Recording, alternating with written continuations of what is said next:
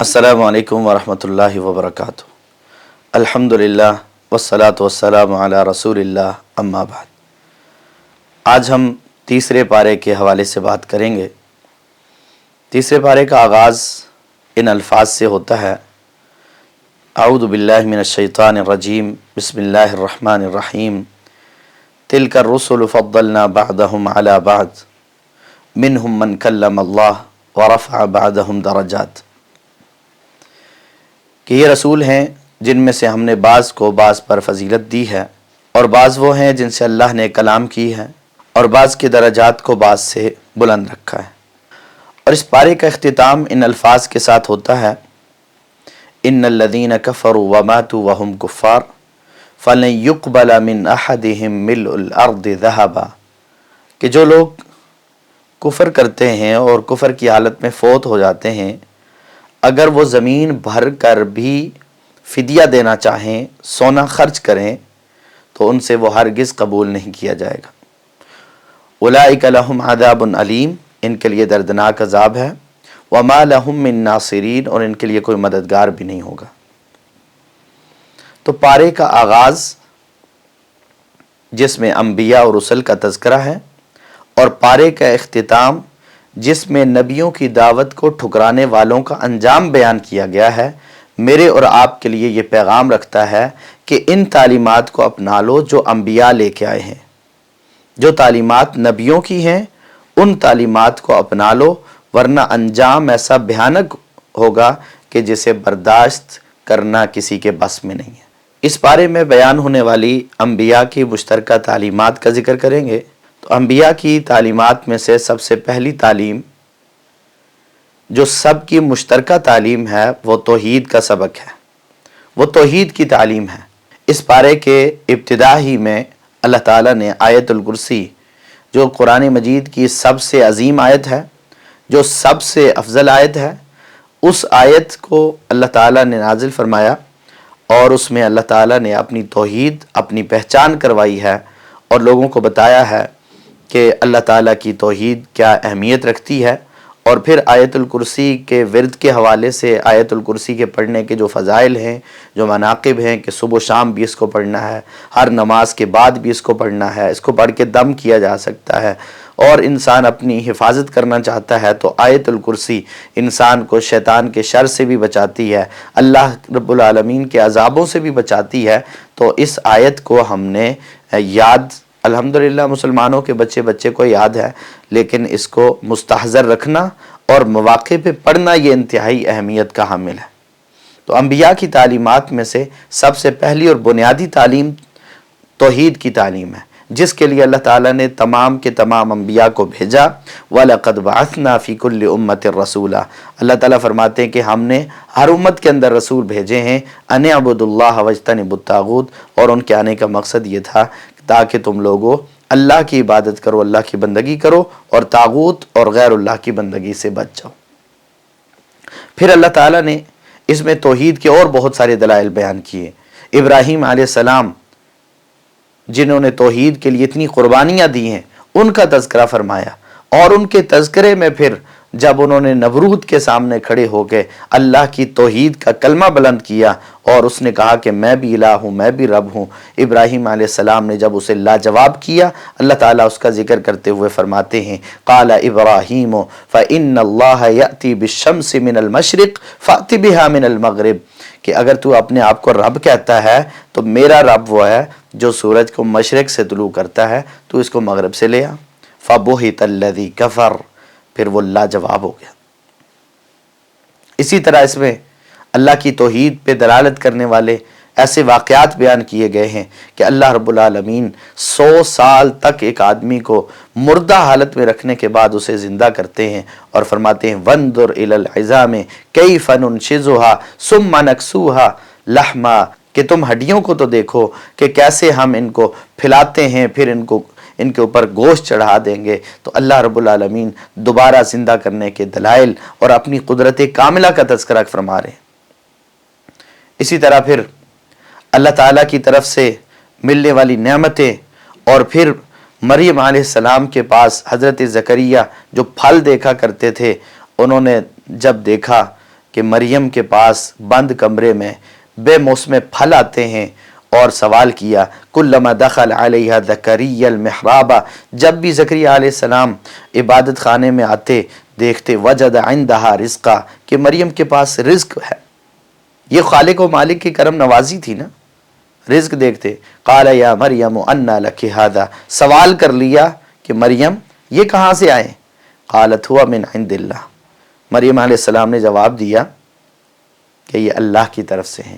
ان اللہ یرزق من یشاء بغیر حساب، اللہ جسے چاہتا ہے بغیر حساب و کتاب کے دیتا ہے، بغیر موسم کے دیتا ہے، جتنا چاہتا ہے نواز دیتا ہے، یہ تو اللہ کی عطا ہے۔ تو پھر زکریا علیہ السلام نے بھی اس موقع پر اللہ رب العالمین کو پکارا اور لوگوں کو یہ پیغام دے دیا کہ وقت کا نبی ہی کیوں نہ ہو، اللہ کی مرضی کے بغیر اگر اللہ اولاد نہ دینا چاہے تو اولاد نہیں لے سکتے۔ وہاں پہ اپنے رب سے دعا کی، ہنالک دعا زکریا ربہ قال رب ہب لی من لدنک ذریۃ طیبہ انک سمیع الدعاء، پاکیزہ اولاد سے نواز، بے شک تو دعاؤں کو سننے والا ہے، تیرے علاوہ کوئی نہیں سنتا، تو سننے والا ہے۔ اب یہاں وہ لوگ کہ جن کی شادیوں کو 2 سال 3 سال گزرتے ہیں، ہر شخص پوچھ رہا ہوتا ہے جی کوئی امید بھی ہے، تو انہیں رب پہ ہمیشہ امید رکھنی چاہیے کہ اللہ کی مرضی کے بغیر کسی کو اولاد نہیں ملا کرتی۔ اللہ چاہے تو بڑھاپے میں دے دے، چاہے تو جوانی میں نہ دے، چاہے تو اللہ تعالیٰ بیٹے دے دے، چاہے بیٹیاں دے دے، چاہے کچھ بھی نہ دے، چاہے دونوں ہی دے دے، یہ تو اللہ کا فضل ہے، اللہ کا احسان ہے، اللہ کی مرضی ہے، جس کو جب چاہے جتنا چاہے نواز دے۔ پھر اسی طرح ابراہیم علیہ السلام کے کہنے پر اللہ تعالیٰ نے آگے یہ واقعہ بھی بیان کیا ہے کہ کس طرح پرندوں کو انہوں نے پہاڑوں پہ رکھا اور پھر انہیں بلایا اور وہ زندہ ہو کے ان کے پاس آ گئے، ان کے بلانے سے ان کے پاس آ گئے، اور یہ بھی رب کی توحید کا منہ بولتا ثبوت ہے۔ تو انبیاء کی دعوت میں سب سے پہلی اور بنیادی چیز اللہ رب العالمین کی توحید ہے، اور اللہ تعالیٰ نے اس بارے میں مختلف واقعات اپنی توحید پہ دلالت کرنے والے بیان فرما دی۔ اور انبیاء کی تعلیمات میں سے دوسری مشترکہ تعلیم اللہ کے راستے میں خرچ کرنا ہے، اللہ کے راستے میں خرچ کرنا، اللہ کے راستے میں اللہ کے دیے ہوئے مال میں سے دینا۔ تمام کے تمام انبیاء نے اس بات کی تعلیم دی ہے۔ یہ خرچ کرنے کے آداب کیا ہیں، ان آداب کو بھی ملحوظ خاطر رکھیے کہ اللہ تعالیٰ نے وہ آداب بھی سکھائے ہیں۔ تو پہلا ادب یہ ہے کہ مال جو خرچ کرنا ہے اللہ کے راستے میں، جو اللہ کے لیے دینا ہے، وہ مال پاک ہونا چاہیے، پاکیزہ ہونا چاہیے، حلال ہونا چاہیے۔ سورہ بقرہ کی آیت نمبر 267 میں اللہ تعالیٰ فرماتے ہیں یا ایھا الذین آمنوا انفقوا من طیبات ما کسبتم، کہ اے ایمان والو جو پاکیزہ تم نے کمایا ہے اس میں سے خرچ کرو۔ ان اللہ طیب لا یقبل الا طیبا، اللہ پاک ہیں اور صرف پاک کو ہی قبول کرتے ہیں۔ جو مال پاک نہیں ہے، حلال نہیں ہے، اس کو اللہ تعالیٰ کے راستے میں خرچ کرنے سے کوئی ثواب نہیں ملتا۔ اور دوسرا ادب یہ ہے کہ فقراء اور مساکین پر نظر رکھی جائے، ان کی ضرورتوں کا خیال رکھا جائے۔ اللہ نے اگر کسی کو نوازا ہے تو پھر ضرورت مندوں کی ضرورتیں بھی اس کے سامنے ہونی چاہیے، لیکن خرچ کرتے ہوئے یہ نہیں ہے کہ ان کی تصویریں بنا بنا کے لوگوں کو دکھائی جا رہی ہیں یہ فلاں فقیر ہے، مسکین ہے۔ نہیں، عزت نفس کو بحال رکھنا، جہاں ضرورت پڑے تنہائی میں بغیر کسی کو بتائے چھپا کر صدقہ کر دینا، جہاں ضرورت پڑے وہاں ظاہر کر دینا۔ ان تبدوا الصدقات فنعما ہی، اگر تم صدقات کو ظاہر کرتے ہو کسی حکمت ضرورت کے تحت تو ٹھیک ہے۔ وَإِن تُخْفُوهَا وَتُؤْتُوهَا الْفُقَرَاءَ، اگر تم صدقات کو چھپا لو اور صرف فقیروں کو دو فَهُوَ خَيْرٌ لَكُمْ، تو یہ زیادہ بہتر۔ خرچ کرنے کا تیسرا ادب یہ ہے کہ اللہ کے راستے میں اخلاص کے ساتھ خرچ کیا جائے، اس لیے نہیں کہ لوگ حاجی کہیں، اس لیے نہیں کہ لوگ سخی کہیں، اس لیے نہیں کہ لوگوں کے ہاں نام بلند ہو جائے۔ خرچ کرنا ہے تو اس لیے خرچ کرنا ہے کہ اللہ راضی ہو جائے۔ آیت نمبر 272 میں فرمایا وَمَا تُنْفِقُونَ إِلَّا ابْتِغَاءَ وَجْهِ اللَّهِ، کہ جو تم خرچ کرتے ہو وہ صرف اللہ کی رضا کے لیے خرچ کرنا، صرف اللہ کی رضا، کسی کو اپنے ہاتھ کے نیچے کرنے کے لیے نہیں، کسی سے کوئی مفاد حاصل کرنے کے لیے نہیں، بلکہ اللہ کی رضا حاصل کرنے کے لیے، اللہ کی خوشنودی حاصل کرنے کے لیے، اللہ کو راضی کرنے کے لیے خرچ کرنا۔ اور چوتھا ادب یہ ہے کہ اللہ کے راستے میں دینے کو اپنے لیے باعث سعادت سمجھنا، یہ نہیں ہے کہ ہم نے اللہ کے راستے میں دے دیا تو نعوذ باللہ کوئی اللہ پہ احسان کر دیا، یا جس کو دیا ہے اس پہ کوئی احسان کر دیا. نہیں، کسی پہ احسان نہیں کیا. یہ تو اللہ کا احسان ہے کہ اللہ نے دے دیا اور توفیق دے دی. یہ تو اس لینے والے کا احسان ہے کہ اس نے آپ کو نیکی کا موقع دے دیا آپ کے صدقے کو قبول کر کے، ورنہ یہ کسی کے اوپر احسان نہیں ہوتا. خرچ کرنے کے بعد اس بات کا احساس رہے دل میں کہ اللہ کی طرف سے سعادت نصیب ہوئی ہے. سورہ بقرہ کی آیت نمبر 274 میں اللہ تعالیٰ فرماتے ہیں الذین ينفقون اموالهم باللیل والنہار، وہ لوگ جو اپنا مال دن رات خرچ کرتے ہیں، سرا وعلانیہ، پوشیدہ بھی ظاہراً بھی خرچ کرتے ہیں. فلہم اجرہم عند ربہم، ان کے رب کے ہاں ان کا اجر ہے. ولا خوف علیہم ولا هم یحزنون، ایسے لوگوں پر کوئی غم اور کوئی خوف نہیں ہوگا. ان آداب کو جب ملحوظ خاطر رکھتے ہوئے انسان اللہ کے راستے میں خرچ کرتا ہے، اللہ کے راستے میں مال دیتا ہے، لٹا دیتا ہے اللہ کا دیا ہوا مال، تو پھر اللہ تعالیٰ انعامات بھی دیتے ہیں. ان میں سے پہلا انعام کیا ملتا ہے کہ انسان کو ڈبل اجر ملتا ہے. سورہ بقرہ کی آیت نمبر 265 میں اللہ تعالیٰ نے یہ فائدہ بیان کرتے ہوئے فرمایا وَمَثَلُ الَّذِينَ يُنْفِقُونَ أَمْوَالَهُمْ ابْتِغَاءَ مَرْضَاتِ اللَّهِ، کہ ان لوگوں کی مثال جو اپنے مالوں کو اللہ کی رضا کے لیے خرچ کرتے ہیں، وَتَثْبِيتًا مِّنْ أَنفُسِهِمْ، دل کی خوشی سے خرچ کرتے ہیں. كَمَثَلِ جَنَّةٍ بِرَبْوَةٍ أَصَابَهَا وَابِلٌ، ایک تو خرچ کرنے کا ثواب مل جاتا ہے، اور دوسرا اللہ تعالیٰ کی طرف سے اس مال میں برکت پیدا کر دی جاتی ہے. فرشتے دعا کر رہے ہوتے ہیں اللہم آتی منفقا خلفا، اے اللہ خرچ کرنے والے کو اس کا بدلہ دے دے. اور دوسرا فائدہ اس کا یہ ہوتا ہے کہ انسان کا ایک عمل، ایک دانہ، وہ 700 گنا تک بڑھا کے قبول کر لیا جاتا ہے. آیت نمبر 261 میں فرمایا مثل الذین ينفقون اموالهم فی سبیل اللہ کمثل حبۃ انبتت 7 سنابل، کہ وہ آدمی جو اللہ کے راستے میں ایک دانہ خرچ کرتا ہے اور اس ایک دانے سے 7 بالیاں نکلتی ہیں. فی کل سنبلۃ 100 حبہ، ہر بالی میں 100 دانہ ہوتا ہے. اس طرح سے ہے کہ اس نے ایک دانہ زمین میں بویا ہے، اس سے جو پودا نکلا ہے اس کے ساتھ 7 بالیاں لگی ہیں. ان 7 بالیوں میں سے ہر بالی میں 100 دانہ ہے، تو ایک دانے سے اسے 700 دانے مل گئے، بلکہ اس سے بھی زیادہ مل جاتے ہیں. تو بندہ جب اللہ کے راستے میں 1 روپیہ خرچ کرتا ہے، اللہ تعالیٰ 700 روپے خرچ کرنے کے برابر یا اس سے بھی زیادہ اسے اجر و ثواب عطا فرما دیتے ہیں. واللہ یضاعف لمن یشاء، اللہ جس کے لیے چاہتے ہیں اس سے بھی بڑھا دیتے ہیں. کوئی انتہا نہیں ہے اللہ کے فضل اور احسان کی. اور تیسرا فائدہ اس کا یہ ہوتا ہے کہ انسان کو مکمل اجر کی سعادت اور فضیلت نصیب ہوتی ہے.